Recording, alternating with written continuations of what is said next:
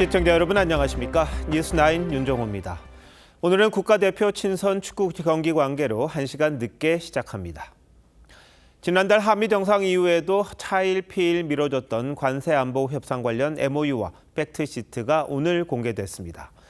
정부가 관세 협상이 타결됐다고 했다가 명문화가 안 돼 다시 협상에 들어간 지 석 달여 만에야 합의문을 이끌어낸 겁니다. 관세 분야에선 우리가 3,500억 달러를 미국에 투자하고 대신 자동차 관세를 15%로 낮추기로 했습니다. 안보 분야에선 핵 추진 잠수함을 건조할 수 있게 됐고 핵 연료 재처리 가능성도 열어놨습니다. 하지만 최종 타결이라고 하기엔 추가 협상이 필요한 부분들이 적지 않아 진짜 마침표를 찍을 때까지 변수는 남아있는 셈입니다.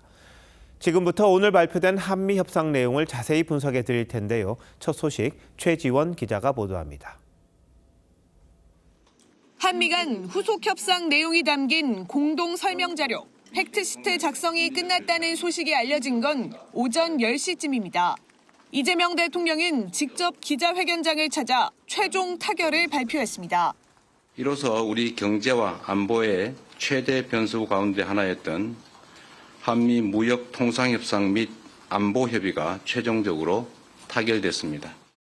당초 알려진 대로 3,500억 달러 규모의 대미 투자는 1,500억 달러를 조선 분야에, 나머지 2,000억 달러는 상업적 합리성이 있는 프로젝트에 현금 투자하는 안이 확정됐습니다. 대미 투자의 수익 배분은 원리금 상환전엔 5대5, 그 이후에는 미국이 9, 한국이 2를 가져갑니다. 자동차와 부품 관세는 기존 25%에서 15%로 낮추고 반도체는 주요 경쟁국인 대만 등에 비해 불리하지 않게 하기로 했습니다. 원금 회수가 어려운 사업에 투자를 빙자한 사실상 공여가 이루어지는 것 아니냐라는 일각의 불신과 우려 또한 확실하게 불식하게 됐습니다. 막판까지 쟁점이었던 안보 분야에선 핵 추진 잠수함 건조 승인과 우라늄 농축, 사용 후 핵연료 재처리 권한 확대 지지를 명문화했습니다. 다만 핵잠과 재처리 권한과 관련한 구체적인 내용은 담기지 않아 추가 논의가 불가피합니다. 이 대통령은 이번 협상을 비자발적 협상이라고 표현했습니다. 손실을 최소화하는 게 목적이었던 건데 오늘 발표로 관세 안보 분야의 불확실성이 어느 정도 제거됐다는 평가가 나옵니다. TV조선 최전입니다. 오늘 발표된 팩트시트를 보면 3,500억 달러 투자 말고도 우리가 미국 측의 요구를 상당 부분 수용했다는 사실을 확인할 수 있습니다. 미국이 비관세 장벽으로 꾸준히 문제를 제기했던 디지털 분야가 대표적인데요. 국내에서 추진 중인 법안이나 정책에도 상당한 영향을 줄 걸로 보입니다. 어떤 부분이 문제인지 오현주 기자가 알아봤습니다. 한미 양국은 디지털 정책에서 미국 기업이 차별받지 않는 데 합의했습니다. 특히 망 사용료와 온라인 플랫폼 규제 분야를 콕 집어 명시했습니다. 우선 망 사용료 및 온라인 플랫폼 등 우리 측 디지털 서비스 분야 관련 법과 정책이 미국 기업을 국내 기업과 차별하지 않고 미국이 비관세 장벽으로 꾸준히 거론해왔던 사안들입니다. 국내 기업인 네이버나 카카오 등과 달리 구글사나 유튜브는 막대한 트래픽을 차지하고도 망 사용료 지급을 거부해왔는데 이 조항으로 사용료 요구가 어려워졌습니다. 거대 플랫폼의 독과점을 막기 위해 공정위가 추진 중인 온라인 플랫폼법도 제동이 걸릴 가능성이 있습니다. 정부의 국경 간 이전을 원활히 한다고 한 조항도 구글이 꾸준히 요구해온 고정밀 지도 반출에 영향을 미칠 수 있습니다. 최대한 저희들의 입장에서 방어를 했다고 저희들 생각을 하고요. 앞으로 일어나는 변화는 어떻게 될지는 아무도 모르는 거죠. 그건 이제 그때에 맞춰서 상황에 맞춰서 저희들이 정부는 원칙적인 합의라면서 상황에 맞춰 대응하겠다는 입장이지만 디지털 주권을 너무 많이 양보했다는 지적도 나옵니다. 매년 발행되는 비관세 장벽에 대한 미국의 보고서를 통해 가지고 앞으로도 이 문제는 지속적으로 미국이 요구할 가능성이 크다. 한미 양국은 올해 안에 장관급 공동위원회를 열어 구체적 이행 계획을 확정하기로 했습니다. TV조선 오현주입니다. 농업과 자동차 분야에 대한 합의 내용도 상당히 논란이 될 걸로 보입니다. 규제 개선이라는 명분을 달았지만 미국산 농산물에 대한 수입 절차가 간소화되고 자동차 관련 수입 규제도 상당 부분 풀립니다. 어떤 부분이 완화되는지 이어서 박상현 기자가 전합니다. 우리 정부는 그동안 논란이 됐던 농산물 분야의 추가 개방은 포함되지 않았다고 못 박았습니다.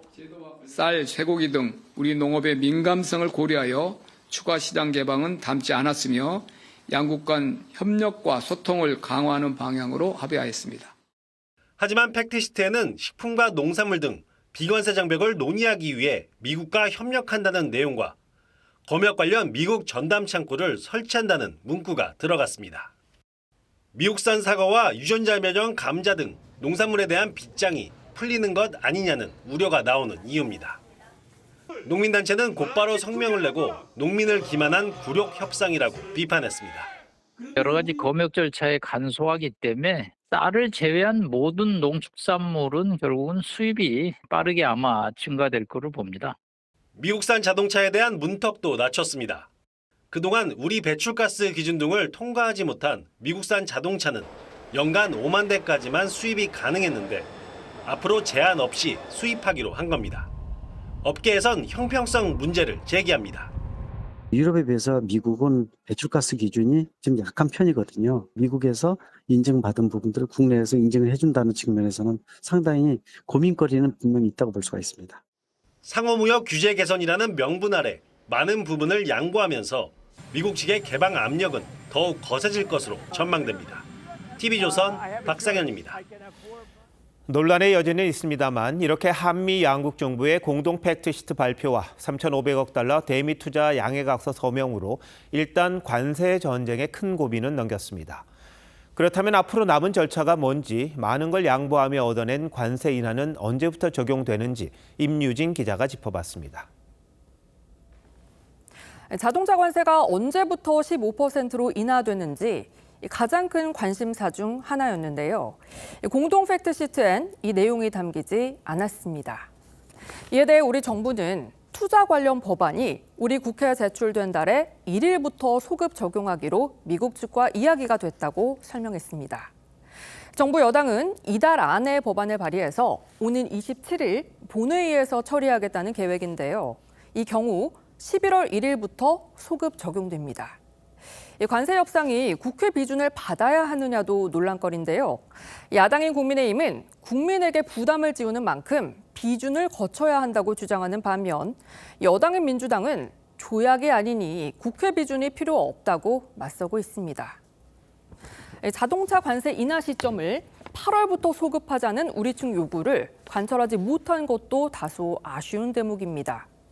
8월부터 15% 관세를 적용받았다면 현대차 기아는 약 8천억 원의 세금을 보전받을 수 있었을 걸로 추정되는데 결국 고스란히 손실로 남게 됐습니다.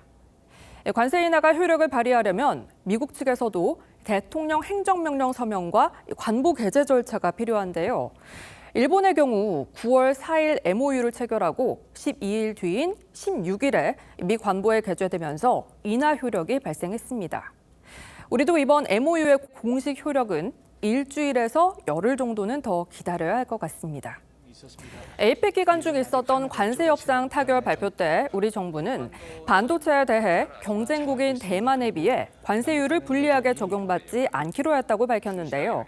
이 역시 팩트시트엔 명시적으로 담기진 않았습니다. 대신 앞으로 미국이 다른 나라와 반도체 협상을 할 때 우리나라에 불리하지 않은 조건을 제공하기로 했는데 사실상 대만보다 불리하지 않은 조건을 얻어낸 걸로 평가할 수 있습니다. 이런 조건을 얻어내기 위해 우리는 매년 최대 200억 달러를 미국에 투자하기로 했는데 투자 계획을 제대로 이행 못할 경우 미국이 관세를 올릴 수 있다는 조항도 팩트시트에 담겼습니다. TV조선 임유진입니다. 안보 분야 협상 내용도 살펴보겠습니다. 최대 관심사였던 핵 추진 잠수함을 우리가 건조할 수 있게 됐지만 어디서 어떤 절차를 거쳐 어떻게 만들지에 대한 내용이 빠졌습니다.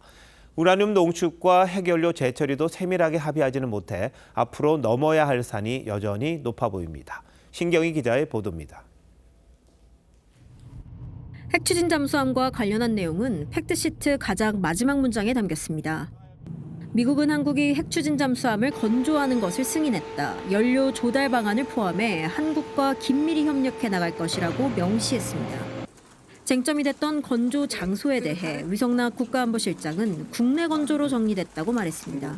한국에서 건조하는 것을 전제로 진행이 되었고 그 논의 과정에서 우리 원잠을 미국에서 논의하는 얘기는 거론되진 않았습니다. 하지만 팩트시트엔 국내 건조가 명시되진 않아 미국 측이 자국 내 건조를 다시 주장하고 나올 가능성도 배제할 수 없습니다. 우라늄 농축과 해결료 재처리 권한 확대도 미국의 지지를 얻었다는 게 정부의 설명입니다. 미국 정부의 지지를 확보하는 데 성공했습니다. 매우 의미 있는 진전으로 생각됩니다. 하지만 큰 틀에서만 합의를 이뤘을 뿐 한미 원자력 협정 개정 등 복잡한 후속 절차는 여전히 남아 있습니다. 이 원자력 협정을 농축 재처리 규정에 대해서 규정을 개정하기로 합의했다까지는 못 미친 거네요. 농축과 재처리가 실질적으로 이루어질 수 있게 하는 방향으로 양측 간에 그런 강한 의지가 있다. 특히 이번 논의 과정에서 핵 확산에 반대하는 미국 내 반대파가 적지 않다는 점이 확인된 만큼 향후 논의 과정에서 이들을 어떻게 설득할지가 관건이 될 전망입니다. TV조선 신경입니다. 양국이 공개한 팩트시트엔 한국이 47조 원을 주한미군에 지원한다는 내용이 들어있습니다. 역대 최대 규모의 한미 간 방산 거래도 명시됐는데 어떤 내용인지 미국 워싱턴 DC에서 백대우 특파원이 보도합니다. 백악관이 공개한 안보 관련 팩트시트엔 기한은 명시되지 않은 채 한국 정부가 주한미군을 위해 330억 달러, 우리 돈 47조 원가량을 포괄적으로 지원한다고 적혀 있습니다. 330억 달러는 주한미군 방위비 분담금을 포함해 도로 건설이나 훈련 비용 등을 모두 합한 것으로 보입니다. 지난해 10월 한미 양국은 2026년 방위비 분담금 총 11억 달러에 2030년까지 매년 물가 인상분만 올리는 것으로 합의한 바 있습니다. 결국 330억 달러 규모의 주한미군 지원금으로 인해 한국 정부의 부담금이 커진 것 아니냐는 의문 제기에 대통령실 위성락 안보실장은 방위비 분담금을 비롯해 앞으로 10년간 지원하게 될 모든 비용을 수치화해 협상카드로 쓴 것이라고 설명했습니다. 팩트시트엔 한국의 역대 최대 규모 미국산 무기 구매 계획도 담겼습니다. 우리 정부가 2030년까지 36조 원 규모로 구입한다는 겁니다. 국방부는 지난해 12월 2030년까지 구입 무기로 지휘 헬기와 대형 기동 헬기, F-35A 등을 꼽았었는데 당시 계획과 비슷한 규모입니다. 백악관은 현재 GDP 대비 2.3% 수준인 한국의 국방비를 가능한 조속히 3.5%로 확대할 계획을 이재명 대통령이 공유했다고도 보고했습니다. 다만 우리 정부는 방위비 분담금과 미국산 무기 추가 구매 등의 양보는 없다고 단언하고 있어 향후 양국 간 시각차가 발생할 여지도 있어 보입니다. 미국 워싱턴 DC에서 TV조선 백대우입니다.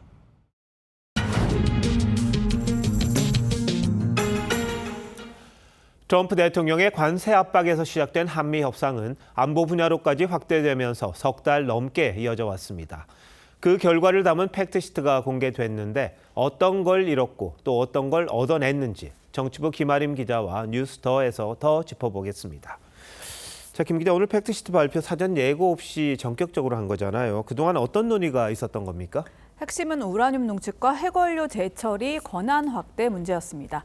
위성락 안보실장의 설명에 따르면요, 마지막 1, 2분 전까지도 양측 간 의견 교류가 있었을 정도였다고 합니다. 그만큼 미국 내 부처 간의 이견이 많았다는 겁니다.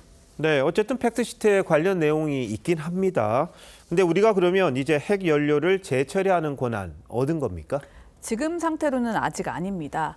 팩트시트엔 우라늄 농축 및 사용 후 핵연료 재처리로 귀결될 절차를 지지한다라고 돼 있습니다.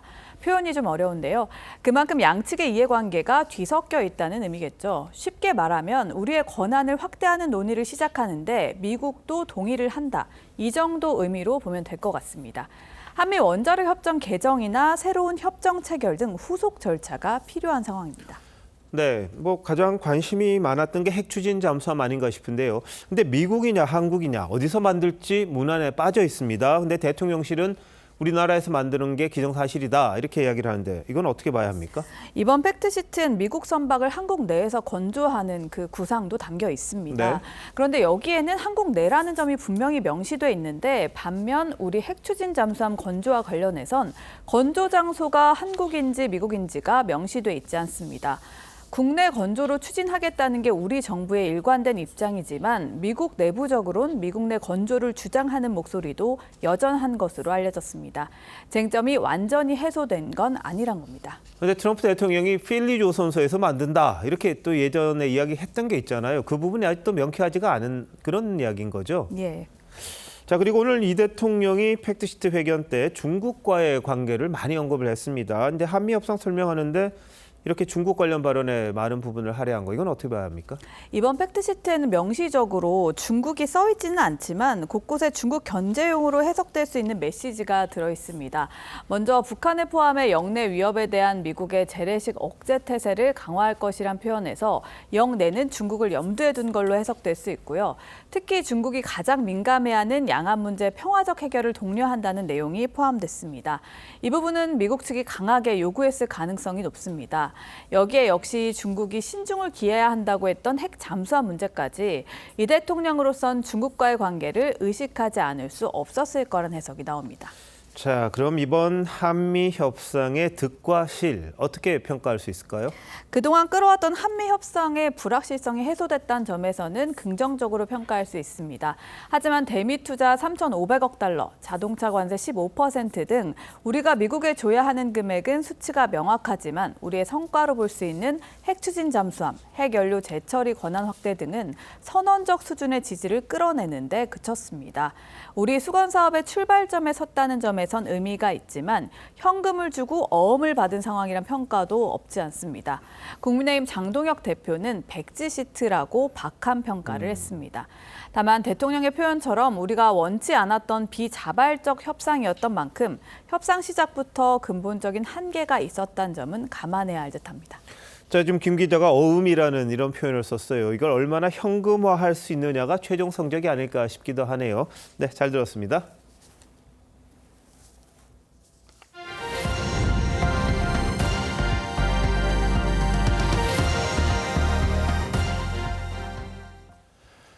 혹시나 했지만 역시나였습니다. 검찰 조직을 사실상 붕괴시켰다는 내부 비판을 받는 노만석 검찰총장 직무대행이 항소 포기 사태에 대해 어떤 설명도 하지 않고 물러났습니다.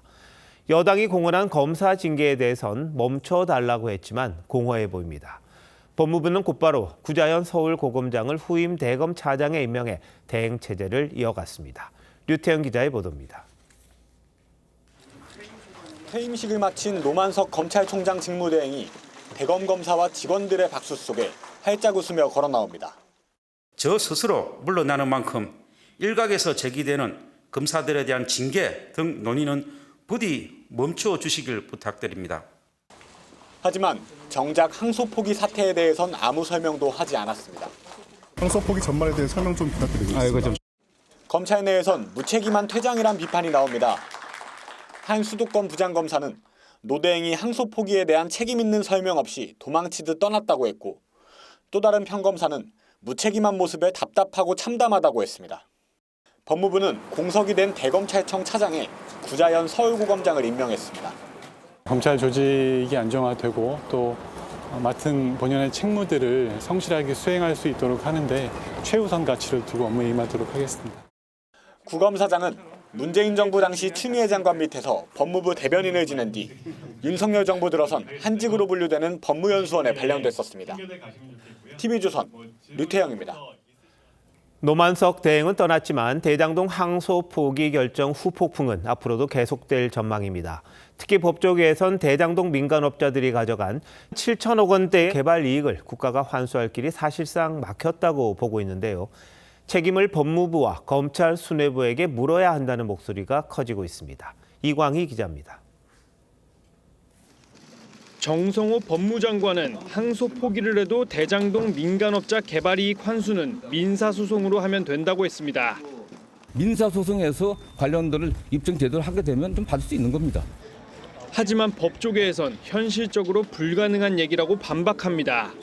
형사에서 무죄로 받아들여진 부분을 민사에서 불법행위 손해로 인정을 받는다는 것은 사실상 거의 불가능합니다. 지금까지 성남도시개발공사가 민사소송을 통해 묶어둔 대장동 일당의 재산도 62억 원 상당의 부동산 한 건밖에 없습니다. 7천억 원대 개발 이익을 국가가 환수하지 못하고 대장동 일당이 가져갈 가능성이 큰 겁니다. 법조계에선 법무부와 검찰 수뇌부에게 직권남용이나 직무유기 등 형사 책임을 물어야 한다는 주장도 나옵니다. 서울중앙지검장이나 검찰총장이나 뭐 법무부 장관 등은 그 권한을 남용했다고 볼 수 있겠죠. 시민단체 고발로 정 장관과 노만석 대행 등에 대한 수사에 착수한 경찰은 오는 18일 고발인 조사를 진행합니다. TV조선 이광입니다. 연일 규탄 대회를 열었던 국민의힘은 오늘은 대장동 개발 현장을 직접 찾아가 민간업자들이 막대한 개발 수익을 얻었다는 점을 부각시키는 데 주력했습니다. 국민의힘 소속이죠. 신상진 성남시장, 시민들을 모아 정성호 법무장관을 상대로 한 집단 소송까지 예고했는데 윤석열 전 대통령 부부를 상대로 제기했던 손해배상 소송과 같은 방식입니다. 김창섭 기자의 보도입니다. 국민의힘 지도부와 지역구 의원들이 성남시 대장동에 짓고 있는 사회복지관을 둘러봅니다. 민간업자들이 막대한 개발 이익을 가져가지 않았다면 시민들의 세금을 아끼고 기반 시설도 더 많이 지어졌을 거라고 지적했습니다. 큰 성전탑들 저게 다 사실은 개발 이익 가지고 다 지하화하기로 돼 있었던 거거든요. 근데 그게 완전히 무산됐어요. 장동혁 대표는 피해자인 성남도시개발공사에서 항소 포기는 이재명 대통령 방탄 게이트라고 목소리를 높였습니다. 대장동의 진실이 진흙 속에 파묻힐 위기에 처했습니다. 진짜 몸통은 이재명 대통령입니다. 특검을 통한 진상규명 요구도 이어졌습니다. 4년 전에 이재명 대통령의 말을 그대로 돌려드립니다. 대장동 특검을 거부하는 자가 범인입니다. 신상진 성남시장도 이틀째 당 지도부와 보조를 마쳤습니다. 성남시는 시민 10만 명을 모아 1인당 100만 원씩 정성호 장관을 상대로 정신적 손해배상 청구 소송까지 낸다는 계획입니다. 시민 고발단을 우리가 발족을 해서 시민들이 주체가 돼서 시민들을 위한 스스로를 위한 정당 방위에 나설 것입니다. 국정조사와 관련해 국민의힘은 별도 특위 구성을 요구하고 있지만 민주당은 추미애 법사위에 맡기자는 입장이어서 오늘도 합의에 이르지 못했습니다. TV조선 김창섭입니다.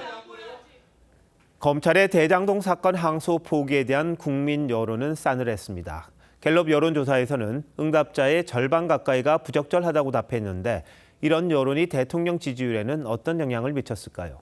이태희 기자가 자세히 분석했습니다. 지난 11일부터 사흘간 실시된 갤럽 여론조사에서 검찰의 대장동 사건 미항소가 부적절하다는 응답은 48%로 적절하다는 응답과 큰 격차를 보였습니다. 중도 성향 응답자 가운데도 부적절하다는 답변이 19%포인트나 많았고 지지 정당이 없다는 무당층에선 부적절 응답이 3배가 넘었습니다. 지역별로는 호남을 제외하고 집계 가능한 모든 지역에서 적절하지 않다는 응답이 오차범위 밖에서 앞섰습니다. 항소 포기 논란은 이재명 대통령 국정 지지율에도 영향을 미친 것으로 분석됩니다. 에이펙 효과 등으로 상승세였던 이 대통령 지지율은 4%포인트 하락하며 일주일 만에 다시 60%대 아래로 내려갔습니다. 부정평가 이유로는 도덕성 문제, 본인 재판 회피가 15%로 2주째 가장 많았고 대장동 사건, 검찰 항소 포기 압박이란 답변이 새롭게 들어갔습니다. 이 대통령과 여당인 민주당의 지지율이 따로 움직이는 이른바 디커플링 현상도 3주째 이어졌습니다. 재판중지법 논란 땐 대통령 지지율이 오르고 민주당은 하락했는데 항소 포기 논란이 일었던 이번 주엔 민주당 지지율만 소폭 올랐습니다. TV조선 이태희입니다. 김민석 국무총리가 오늘은 오세훈 서울시장의 대표 정책 한강버스 현장을 찾았습니다. 나흘 전에는 종묘를 방문해 서울시 재개발 계획을 놓고 숨이 막힌다고 비판했었죠. 일주일에 2번이나 오 시장을 견제하고 나선 건데 국민의힘에선 지방선거 행보를 할 만큼 총리가 한가하냐는 비판이 나왔습니다. 고승현 기자입니다. 뚝섬 유원지를 찾은 김민석 총리에게 민주당 고민정 의원이 한강버스 운행에 따른 학생들의 생존 수영, 교육 영향을 언급합니다. 걱정들이 사실은 굉장히 많이 있는 게 사실이긴 합니다. 잠시 뒤 수성스키 업체를 찾아간 김 총리는 또 한 번 한강버스 운행에 따른 불편 사항을 체크합니다. 배파도가 그게 하는데 불편할 정도인가요? 한강버스 선착장에선 서울시 관계자를 상대로 안전 문제를 언급했습니다. 배에서의 그 문제가 됐던 건 어떤 거예요? 안전도에 있어서는 예방적 점검을 다 마쳤기 때문에 지금은 이상이 없습니다. 첫째도 안전, 둘째도 안전. 알겠습니다. 어제 오전 오세훈 시장 관련 TF 단장인 민주당 천준호 의원이 한강버스 경제성과 안전성 문제를 거론했고 오후 들어 총리실은 한강 방문 일정을 언론에 공지했습니다. 김 총리는 나흘 전에도 종묘를 찾아 서울시의 재개발 계획에 우려를 표했습니다. 국민의힘은 김 총리가 지방선거 행보를 하고 있다며 총리가 그렇게 한가한 자리냐고 비판했습니다. 민주당과 김민석 총리가 2인 삼각을 하면서 내년 지방선거를 향한 움직임을 보이고 있습니다. 매우 치졸한 행태라고 생각을 합니다. 총리실은 한강 방문은 지난 7일 예산안 질의 때 여당 의원의 지적사항을 확인하는 차원이라며 선거를 의식한 행보는 아니라고 반박했습니다. TV조선 고승현입니다. 이런 가운데 종묘 인근 재개발을 둘러싼 국가유산청과 서울시의 갈등은 더 커지는 모습입니다. 국가유산청이 종묘 일대를 세계유산지구로 지정했습니다. 이에 따라 재개발 건물은 영향평가를 받아야 한다는 건데 서울시는 영향평가를 강제할 수 없다며 강하게 반발했습니다. 조덕현 기자입니다. 종묘 담벼락을 따라 빨간 선이 그어져 있습니다. 국가유산청이 발표한 종묘 세계문화유산지구 경계선입니다. 종묘 담벼락 내 19만 4천여 제곱미터가 세계유산지구로 지정됐습니다. 국가유산청은 세계유산의 보존과 관리가 필요한 구역은 국가유산청장이 세계유산지구로 지정할 수 있다며 세계유산 종묘에 부정적 영향을 미칠 우려가 있는 건축물에 대해선 영향평가를 요청할 수 있다고 설명했습니다. 여러 건이 있었는데 종묘가 제일 간단했다고 보이는 게 없어서 일단 한 건만 먼저. 정부와 서울시가 종묘 인근 세운 4구역 재개발을 두고 마찰을 빚고 있는 상황에서 최고 145m 초고층 건물을 짓겠다는 서울시의 계획에 제동을 걸기 위한 것 아니냐는 분석이 나옵니다. 이에 대해 서울시는 종묘 일대가 세계유산지구로 지정된다고 해도 세운 4구역 개발 예정지와는 180m나 떨어져 있다며 영향평가를 강제할 수 없다고 반박했습니다. 구체적 범위 및 평가 항목, 방식 절차 등 역시 미비하고 법적, 행정적 기반이 전혀 갖추지 않은 사항입니다. 일종의 정치적 압박용이란 겁니다. 국가유산청은 오는 17일 서울시의 세운 4지구 재개발과 관련한 추가 입장을 밝힐 예정입니다. TV조선 조덕현입니다. 박성재 전 법무장관에 대한 구속영장이 또 기각됐습니다.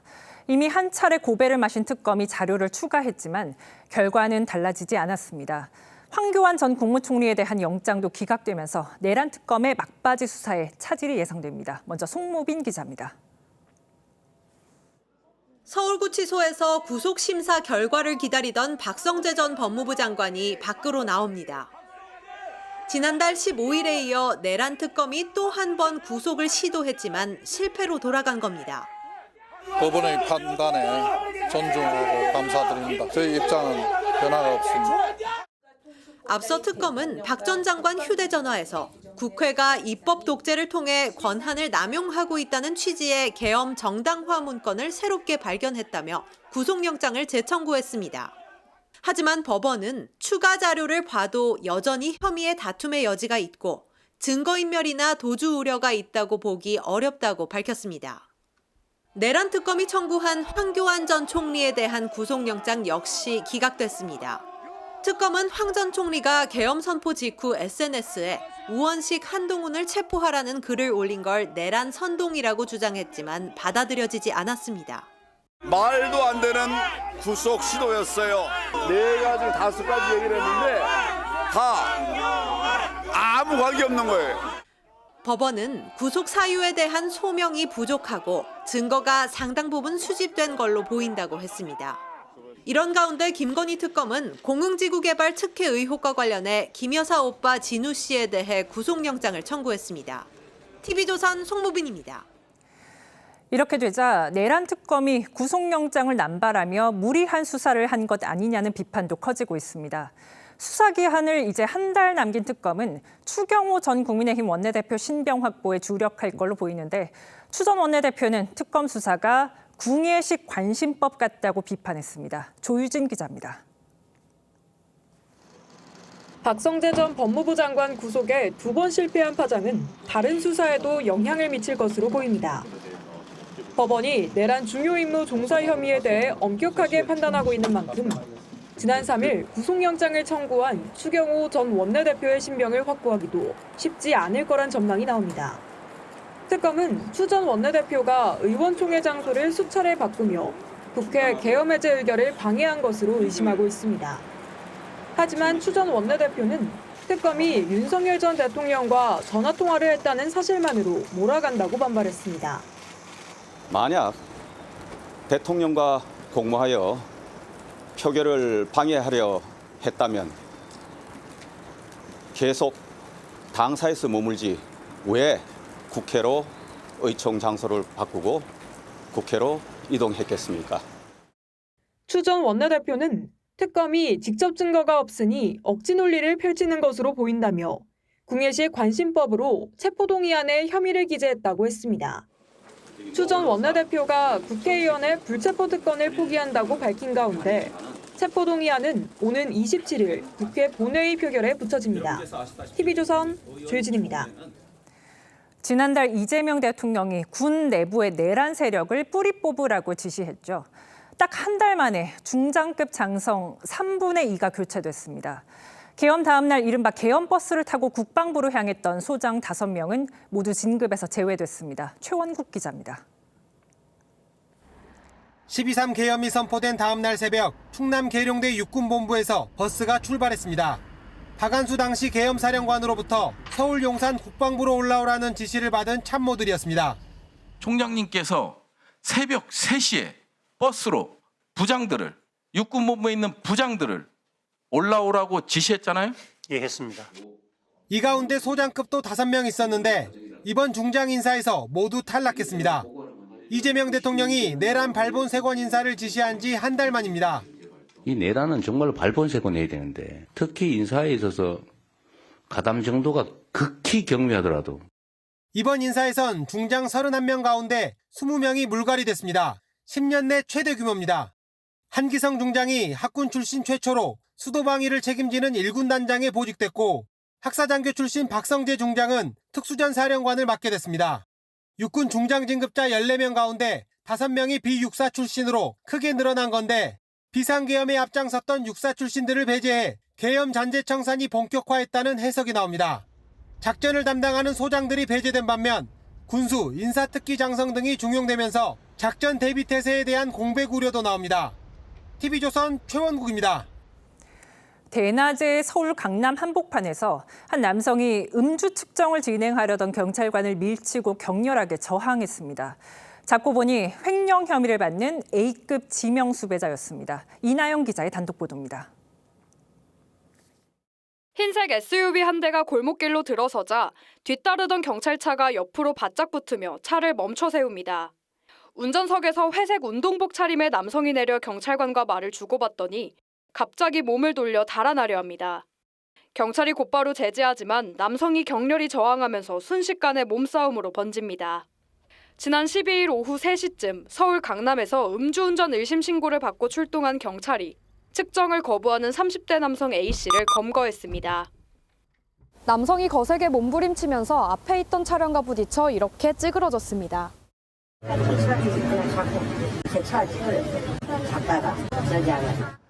체포된 남성은 음주운전은 아니었지만 횡령 혐의로 검찰에 수배된 A급 지명 수배자였습니다.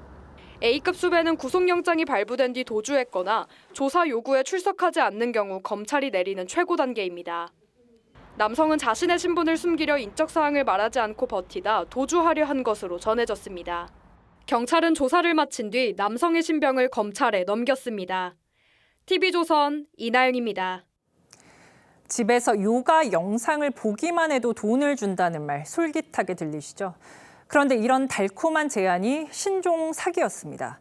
처음에는 꼬박꼬박 돈을 주면서 신뢰를 쌓다가 이후에는 거액의 투자금을 요구한 뒤 잠적하는 수법입니다. 피해자가 속출하면서 경찰이 수사에 들어갔습니다. 신정원 기자의 단독 보도입니다. 40대 주부 A씨는 지난 7월 초 부업을 제안하는 전화를 받고 메신저의 단체 대화방에 들어갔습니다. 간단한 영상을 보고 캡처 화면을 보내면 보상을 준다는 안내 메시지도 받았습니다. 요가와 스트레칭부터 수공예 제작, 마카다미아 광고까지 영상은 다양했습니다. 캡처 화면을 보내면 바로 통장에 한 건당 1,000원에서 2,000원이 들어왔습니다. 너무 신기한 거예요. 와, 시간도 오래 안 걸리고 벌써 2만 원 받았네? 며칠 후 10만 원에서 1,000만 원을 이체하면 더 큰 수익을 낼 수 있다는 제안이 왔습니다. 피해자가 한 달 동안 1억 원이 넘는 돈을 이체하자 연락이 두절됐습니다. 요가 영상 등을 보면 돈을 준다던 이 앱은 현재 계정이 잘못됐다는 알림이 뜨며 접속이 되지 않습니다.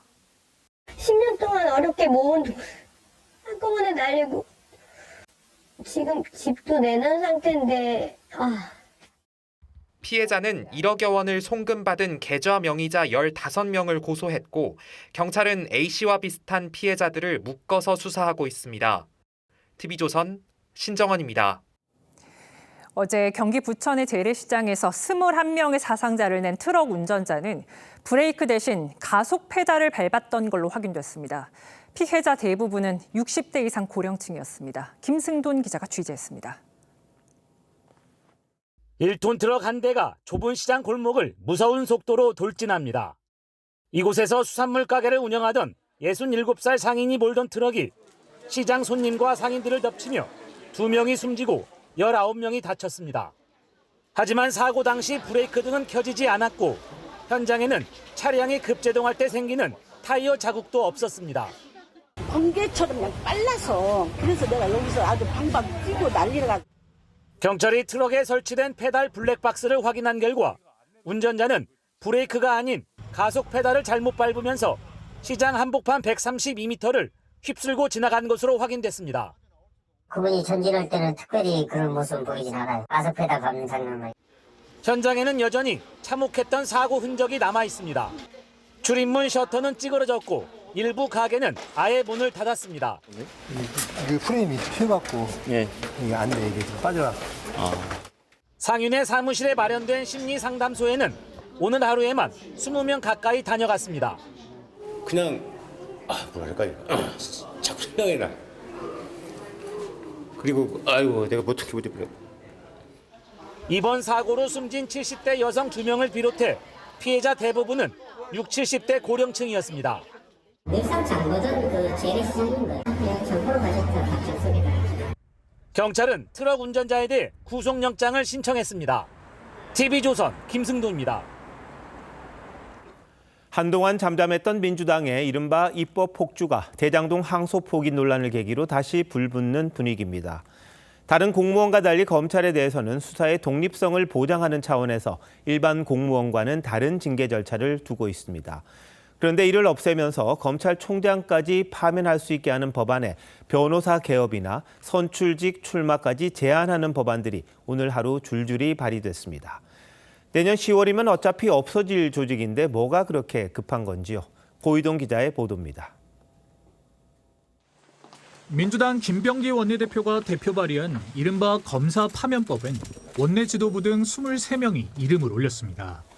검사는 탄핵이나 금고 이상의 형을 받았을 경우에만 파면 대상이 되는데 법안 통과 시 징계위원회를 통해 파면할 수 있게 했습니다. 임기가 보장된 검찰총장 역시 징계 파면 대상이 됩니다. 중범죄를 저지른 검사 파면조차 국회 탄핵 소추로만 가능하다는 점 때문에 일반 행정부 공무원과 비교하여 형평성에 어긋난다는. 법사위 간사인 김용민 의원은 징계를 받은 판검사가 최장 5년 동안 변호사 개업을 하지 못하게 하는 법안과 퇴직 후 3년 동안은 공직선거에 출마하지 못하게 하는 법안을 동시에 냈습니다. 이 법안들이 통과되면 권력의 입맛에 맞지 않는 수사 자체가 어려워질 거란 우려가 나옵니다. 정치적인 외압으로부터 일단 신분을 보장할 필요성이 법관붙지 않다라고 보는 겁니다. 수사의 객관성과 공정성이 확보되지 않는다 한다면 재판의 결과도 공정할 수 없는 거 아니겠어요. 국민의힘은 민주당이 이재명 대통령 방탄을 위해 사법 파괴를 하고 있다고 비난했습니다. 이재명 대통령 무죄법이 발의될 수 있을 것이라는 한간에 떠도는 말들이 더 이상 농담으로 들리지 않습니다. 민주당은 소위 검사 파면법을 연내 통과시킨다는 계획인데 예산 정국과 맞물려 연말 또 한 차례 여야 대치가 불가피할 전망입니다. TV조선 고이동입니다. 이른바 검찰 개혁을 밀어붙이고 있는 여당이 오늘 말 많았던 이른바 검사 파면법을 결국 발의했습니다. 정확한 내용이 뭔지, 검찰의 독립성이 훼손된다는 우려가 있는데 과연 괜찮은 건지 신유만 기자와 따져보겠습니다. 자, 신 기자, 민주당은 법을 어떻게 하겠다는 겁니까? 네, 현재의 검사징계법은 폐지하고 검찰청법은 개정하겠다는 겁니다. 검사징계법상 검사의 징계 종류는 해임, 면직, 정직, 감봉, 견책이 있습니다. 이 법을 아예 없애서 검사도 국가공무원법을 적용받게 하고 그 결과 파면이 가능하게 하자는 겁니다. 추가로 민주당은 검찰청법 37조에 검사는 탄핵이나 금고 이상의 형을 선고받지 않는 한 파면되지 않는다는 신분 보장 조항도 삭제하려고 합니다. 지금까지 검사는 다른 공무원과 달리 파면이 없었잖아요. 왜 그런 겁니까? 검사의 신분 보장 조항은 보시는 것처럼 1949년 검찰청법 제정 당시부터 있었습니다. 1957년에 만들어진 검사징계법도 2006년에 이르러서야 최고 징계 수위로 해임을 추가했을 정도입니다. 정권이 상위기관인 법무부를 압박하더라도 검사를 마음대로 파면할 수 없으니까 눈치 보지 말고 독립적으로 수사하라는 취지였습니다. 자, 여기서 해임하고 파면이 있는데요. 차이가 있습니까? 네, 똑같이 공무원 신분이 박탈됩니다만 파면이 훨씬 무거운 징계입니다. 해임은 3년간 공직 재임용이 금지되지만 퇴직금은 그대로 받을 수 있습니다. 파면이 되면 5년간 재임용이 안 되고 퇴직금과 연금도 절반이 깎입니다. 여당이 이렇게까지 검사에 대한 징계 수위를 높이려는 명분 그리고 이유 어떻게 봐야 합니까? 자, 이른바 정치 검찰의 폐해 때문입니다. 역사적으로 정권에 따라서 검찰은 정치적 외풍에서 자유롭지 못했죠. 정권의 도구가 되길 강요당하거나 스스로 자원한 일도 있었던 게 사실입니다. 하지만 그렇다고 검사를 일반 공무원처럼 소속기관 자체적으로 파면할 수 있게 된다면 검사들은 자신의 생사 여탈권자, 즉 정부의 눈치만 보게 되고 독립성은 사라질 거라는 지적도 나옵니다. 상부에서 시키는 대로 그냥 하는 공무원이 아니고 자기가 독자적으로 이 사안을 결정해야 되는 사람이에요. 인사상 조치하고 연결이 돼버리면 결정을 할 때마다 그 파면 걱정을 하느라고 올바른 결정을 못할 수가 있잖아요.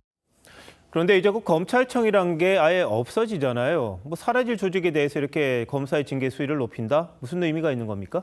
네, 정부 조직법 개정으로 검찰청은 내년 9월로 없어지고 기소 담당 공소청과 수사 담당 중대범죄수사청으로 나눠집니다. 하지만 검사라는 직위는 헌법에 규정돼 있기 때문에 없앨 수 없고 기소 권한도 아직 남아있기 때문에 오랜 시간 검찰을 개혁 대상으로 봐온 민주당 입장에서는 여전히 통제해야 할 권력일 수밖에 없는 겁니다. 검찰청이 폐지되고 공소청으로 분리가 돼도 여전히 검사들의 기소권은 남아있지 않습니까? 검사가 이 징계가 두려워서 기소를 하지 못하게 되는 그러한 문제가 발생합니다. 네, 최근에 대장동 항소 포기 사태가 이른바 검찰 내에 반발을 불러일으켰는데 이를 검난이라고 민주당이 이야기하더라고요. 여기에 대한 응징 아닌가 이런 해석이 또 나올 수밖에 없겠군요. 신 기자 잘 들었습니다.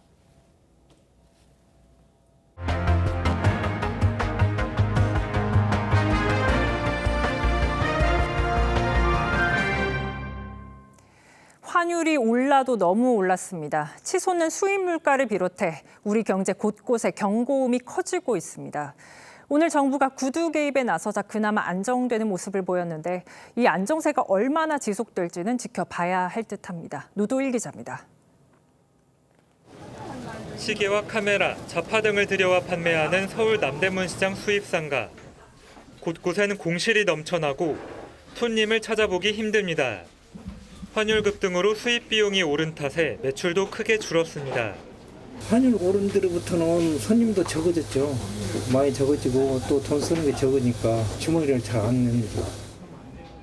치솟는 환율에 지난달 수입 물가는 1.9% 올라 9개월 만에 최고치를 기록했습니다. 수입 물가가 소비자 물가를 자극하고 그나마 숨통이 트인 민간 소비를 다시 억누를 수 있다는 관측도 나옵니다. 이창용 한은 총재는 환율 불안 때문에 금리 인하 시점을 조절할 수 있음을 내비쳤습니다. 오늘도 4.2원 오르며 시작한 원달러 환율은 개장 직후 1,474.9원까지 치솟았습니다. 정부가 가용 수단을 활용해 대처하겠다며 구두 개입하자 15원 넘게 떨어져 1,450원대로 내려앉았습니다. AI 거품론 탓에 외국인의 증시 이탈이 계속되는 상황에서 서학개미 급증도 환율 불안을 키우고 있습니다. 개인 투자자들이 해외 주식 투자하는 금액이 더 커졌어요. 금융수지 쪽에서는 마이너스가 나오고 있거든요. 오늘도 외국인들은 우리 증시에서 2조 3천억 원 넘게 팔아치웠습니다. 코스피는 4% 가까이 떨어진 4,011포인트에 마감하며 가까스로 4,000선을 지켰습니다. TV조선 노도일입니다. 아마존 창업자 제프 베이조스의 우주기업 블루 오리진이 화성 탐사용 대형 로켓을 성공적으로 발사했습니다. 미 항공우주국 나사의 임무 수행을 시작한 건데요. 일론 머스크의 스페이스 X와 함께 민간 우주 경쟁의 시대를 열었다는 평가입니다. 최윤정 기자입니다.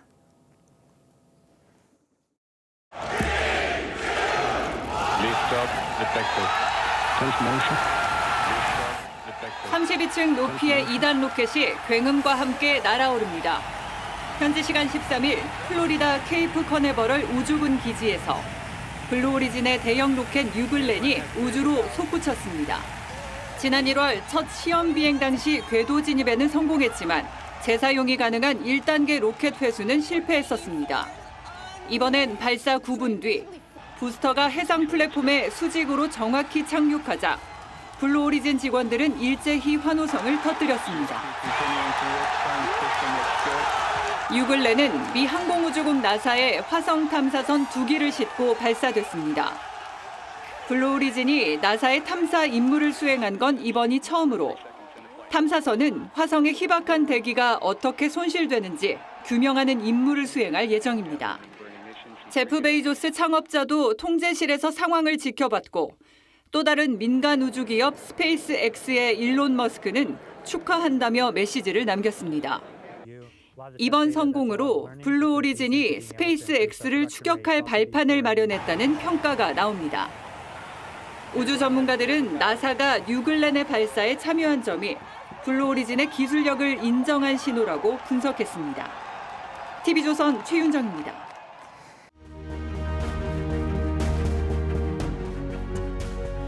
옛 국가들은 그 넓은 땅과 백성을 어떻게 다스렸을까요? 공자는 사람이 예를 알면 된다고 했습니다. 염치만 있으면 다 통할 거라고 본 거죠. 법가인 상황은 달랐습니다. 5가구를 서로 묶어 감시하고 고발하는 이른바 오가작통법을 만듭니다. 赵申天，赵申天，赵申天为何物？自己制定的法令，自己也要受制。 얼마나 무서운 제도였는지 나중에 상황 자신도 그 법 때문에 죽습니다. 이런 시스템은 역대 독재자들이 애정하는 아이템이 됩니다. Stalin, to those he suspects are threatening his power, he encouraged whistleblowing. 스탈린 체제에서 수백만 명이 체포되고 처형되고 시베리아로 보내졌습니다. 그 시작은 언제나 그렇듯 아주 사소한 명분, 작은 조치에서 비롯됐습니다. 정부가 이른바 내란 TF를 출범시키며 부역자 색출에 나섰습니다. 특검도 재판도 끝나지 않아 뭐가 내란인지 확정된 건 없습니다. 그런데 모든 비밀이 담긴 공무원의 휴대전화를 들여다보겠답니다. 소위 내란몰이 TF를 구성할 수 있는 법적 근거는 무엇입니까? 수사기관도 아닌 일개 TF에서 공무원들의 PC와 핸드폰까지 들여다볼 수 있는 권한을 주는 법적 근거는 또 무엇입니까? 헌법 존중이란 이름을 앞에 붙였는데 이게 헌법의 기본 원칙일지요. 내란 행위 제보센터도 설치한답니다. 철저한 익명성, 불이익은 노. 다른 말로 하면 마음 놓고 동료를 고발하라는 겁니다. 투서는 기본이고 서로를 의심하고 갈라치는 아름다운 공직사회가 보입니다. 인사 참고 자료로 삼겠다니 승진에 목마르고 경쟁하는 공무원들 사이에서 끔찍한 일들이 벌어질 수도 있습니다. 판옵티콘이란 원형 감옥 들어보셨습니까? 가운데 감시탑은 어둡게 하고 외곽의 감방은 밝게 만들어 한눈에 수감자들을 다 볼 수 있습니다. 미셸 푸코는 항상 감시당한다고 느끼게 하면 권력은 자동으로 작동한다고 했습니다. 정부의 이른바 내란 TF가 판옵티콘과 뭐가 다를까 싶습니다. 양심과 사상을 마비시키고 서로를 고발하는 세상. 국가 발전에 앞장서야 할 공무원들을 무기력하게 만들면서 혁신을 이루긴 쉽지 않을 겁니다. 국가의 이름으로 감시하고 충성을 강요하고 침묵을 요구하는 순간 그 나라의 미래가 밝을 수는 없습니다. 11월 14일 윤정호의 앵커 칼럼 국가는 감시 중이었습니다.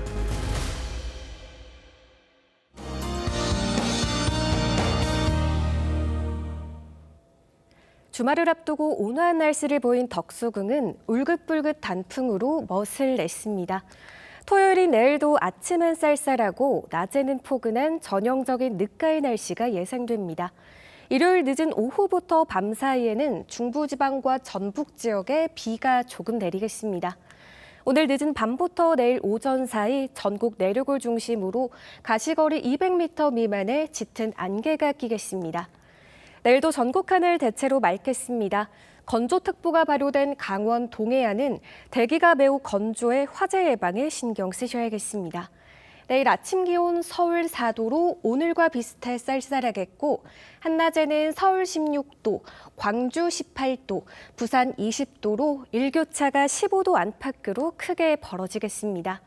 비가 그친 다음 주부터 찬바람이 불어오며 또다시 강추위가 몰려오겠습니다. 충남과 호남, 제주는 첫눈이 내릴 가능성이 있습니다. 날씨였습니다.